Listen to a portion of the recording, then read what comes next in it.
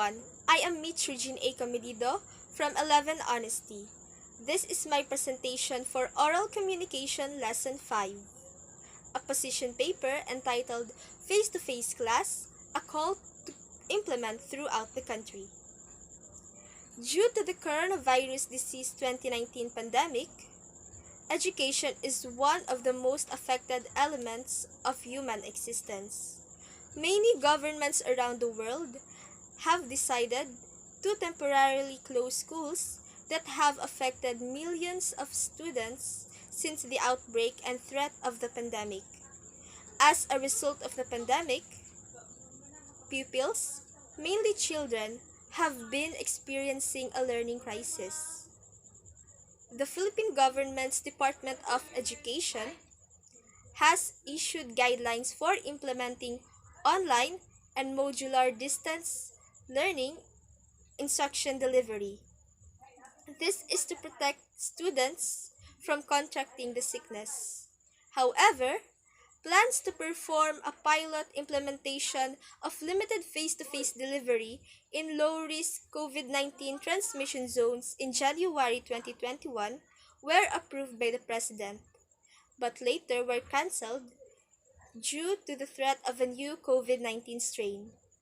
Despite being one of the world's longest and harshest lockdowns, questions remained whether the country is ready to open its schools to children for the face-to-face study. Schools reopening of face-to-face classes must be carefully organized in stages to protect the safety of kids, instructors, and school employees, particularly after physical separation.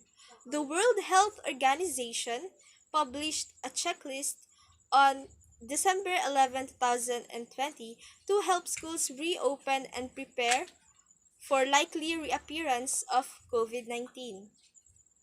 The checklist is designed around protective measures linked to COVID-19.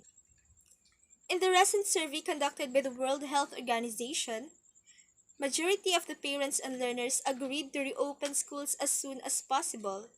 The majority of the students say they wish to reopen schools as they have a hard time answering their modules. Some students may not have access to internet and do not have gadgets to cope up in their studies due to poverty. Moreover, students can be able to concentrate harder in their learning because there will be less distraction than if you were at home. Plus, they can have more access of information and richer understanding through teachers and other students' body language and voice.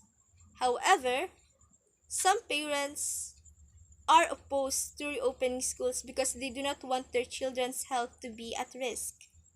In conclusion, school health measures for conducting face-to-face classes must be carefully prepared in accordance with international and national criteria to ensure that the children are protected from COVID-19 or at the very least limit its effects. After all, students' lives are as important to them as their education is to them. It is the obligation of every government to see to it that this is done. That's all. Thank you.